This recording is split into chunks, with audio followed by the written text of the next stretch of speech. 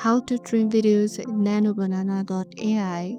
I'm going to guide you through the process of trimming video in NanoBanana.ai. Let's get started. First, on your laptop, open your preferred web browser. Once you are on the site, in the browser, search for NanoBanana.ai and head over to its official website. Once you are in the site, you will see the main web interface. Make sure you are logged in with your account. Now here's the key part. If you scroll down, you will see the AI editor section. This has only two options: image to image and text to image.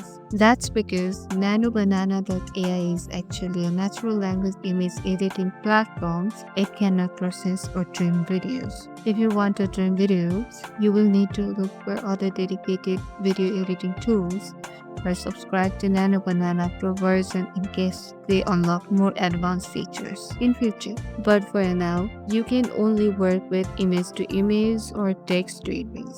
So that's the truth. There's currently no way to trim videos inside NanoBanana.ai. If you found this clarification helpful, don't forget to give this video a thumbs up, subscribe, and stay tuned for more tech tips. Thank you for watching.